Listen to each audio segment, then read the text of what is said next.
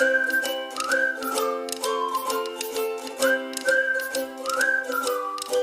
let's change the way you think about finding yourself.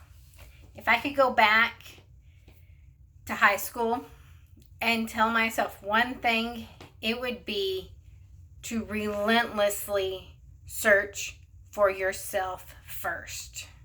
Before you try to bring anybody else into it, before you try to take on the world, decide your purpose, decide your passion, decide your goals, your ambitions, and what you expect out of life before you get any further.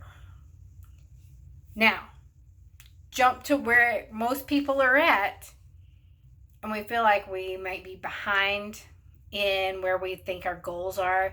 We think we might be behind in where we thought we were going to be by this age. But it is never, ever too late to relentlessly, passionately search for your purpose in life. It's never too late. And you can start right now. And if you don't know it, 100% guaranteed, anybody asks you, you can spout off what your purpose in this life is. That is your mission, to be searching for your purpose. Your passion is your gift from the universe, from God, from whoever it may be. Whatever you're passionate about is the gift. Your passion is going to bring two things. It'll bring peace and purpose. Sorry. Peace and purpose come from your passion. Your peace is for yourself. By pursuing your passion, by giving it everything you've got, you find your peace. Your purpose is what you give to the world. And it's going to come through what you find passion in. It's going to be coming through the gifts that God gave you for you to give back to the world. So focusing on yourself is never a selfish thing to do. There are people that can misconstrue this and say, well, I need to be, mistreating or neglecting my children in order to focus on myself, because I feel like the only way to focus on me is to go to the desert or run away to the mountains or get 100% time alone. That's not accurate. That's not what I'm talking about, and that's not what's necessary in order for you to do some self-reflection. Find some quiet time. Start a journal. I don't care if you're female or male. I don't care your age.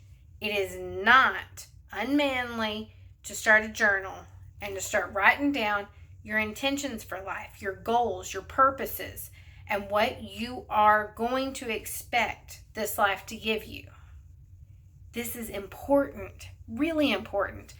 I am about to turn 35, and I feel like I am so behind because I just now really found my purpose that I will give back to the world, other than being a mom, which was a fantastic purpose, is a fantastic purpose.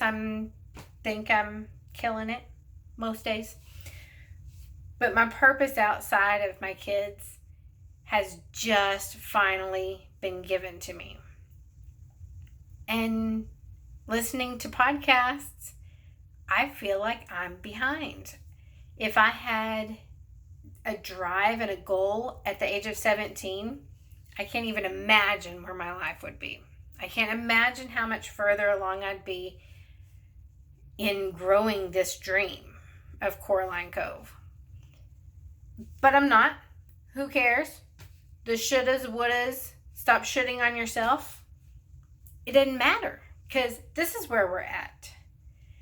And, some people think that maybe your life was already lined out.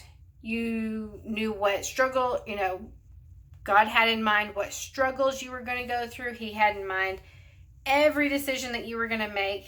But I don't think that's completely accurate. I think He gave us free will, and there may be a list of certain, lessons that you need to learn during this life.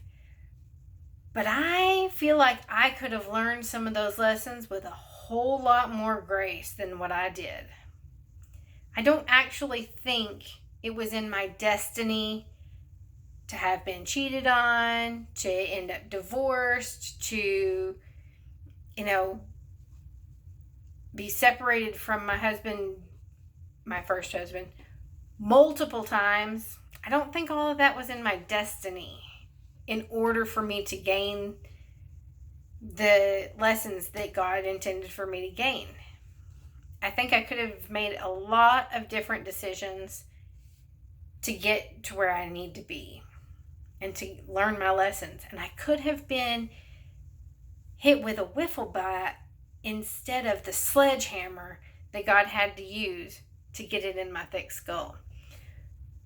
But all of that could have been different if I would have started from the beginning and had everything down on paper. This is my expectations of life. This is what I'm going to achieve. This is my purpose. This is my drive. If I had known that back then, things would have been different. So focus on yourself. Truly, really. Find quiet time.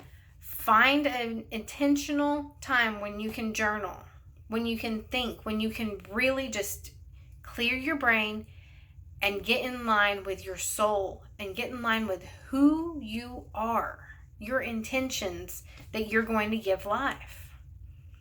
If you're not married yet, write down lists of this is what I expect from marriage if you want to get married. This is what I expect for me to be able to give whenever I have kids. If you can't come at it with a game plan, you are doomed. There's not much chance that you're going to actually stick to something once you're in it if you didn't write it down before you got there. So focus on you. Focus on figuring out your heart, your soul, your purpose for this world. And I promise you, it's going to open up doors that you didn't even think about at the time. You're going to make your decisions way easier because you already have a game plan written down. Take the time. Watch the videos. Do the classes. Read the books. Take the time. It is the most selfless thing you can give to everyone that you love, to figure out yourself and your passion in this life. I love you so much. Have a great day. Hey, you made it to the end. Be sure and click on the next video to keep the party going. And don't forget to subscribe.